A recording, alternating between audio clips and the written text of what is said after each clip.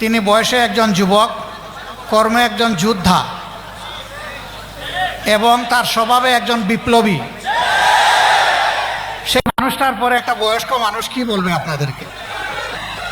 তবে না, আমি এটা বলতে পারি, বয়সে তার মতো যুবক না হলেও তার চাইতে আমি বড় যুবক আলহামদুলিল্লাহ। হয়তো আমার কণ্ঠ তার মতো মজবুত হবে না, কিন্তু আমার দিলের ভিতরের যে কণ্ঠ, এটা তার চাইতে দুর্বল হবে না ইনশাআল্লাহ। আগামীতে যে নির্বাচন আসবে, এখানে হক বাতিলের মাঝে ফয়সালা হবে। আপনারা কার পক্ষে থাকবেন? কেউ যদি লাল চোখ দেখায় কার পক্ষে থাকবেন? লাল চোখকে পরোয়া করবেন? পরোয়া কাকে করবেন? পরোয়ার দিকে আর আল্লাহ তাআলাকে পরোয়া করব, আর কাউকে আমরা পরোয়া করি না। সম্মানিত ভাইরা, এটা বুট নয়, এটা একটা ব্যাটো পাওয়ার।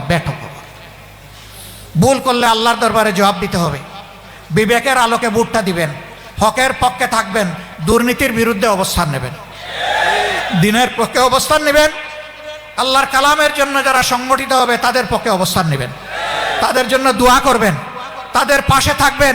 আমরা একসাথে লড়াই করব ইনশাআল্লাহ, আল্লাহর রাজ কায়েম করার জন্য, দুর্নীতিমুক্ত বাংলাদেশ গড়ার জন্য। আমরা কারো সাথে আপোষ করব না। ওই বাংলাদেশ না গড়া পর্যন্ত আমরা থামবো না ইনশাআল্লাহ। আমাদের জন্য শুধু দোয়া করবেন, শয়তান যেন আমাদের মধ্যে কোনো বিভ্রান্তি সৃষ্টি করতে না পারে, শয়তান যেন লজ্জিত হয়ে পরাজিত হয়ে পালিয়ে যায়, মুমিনদের জন্য বিজয় হয়।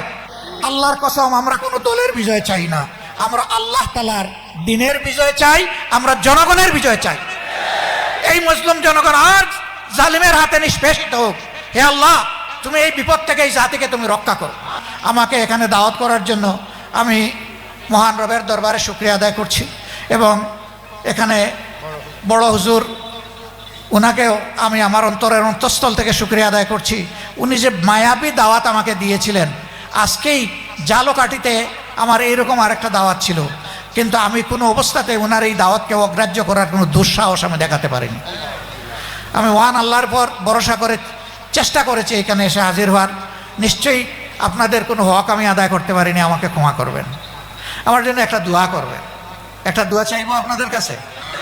আমি আল্লাহর জন্য, আল্লাহর দ্বীনের জন্য রক্তমাখা চাদর নিয়ে শহীদ হয়ে আল্লাহর দরবারে হাজির রাখতে চাই। জীবন তো একটা, জীবন তো দুইটা পাবো না, আর এই মৌত হচ্ছে সবচেয়ে লোভনীয় মৌত। এই রক্তের চাদর গায়ে দিয়ে ইয়ামুত তাগাবুনে, হার জিতের দিনে মহান রবের দরবারে দাঁড়াতে চাই। একটুখানি দোয়া করবেন আপনারা ইনশাআল্লাহ। এটা বড় দুর্বল হয়ে গেল।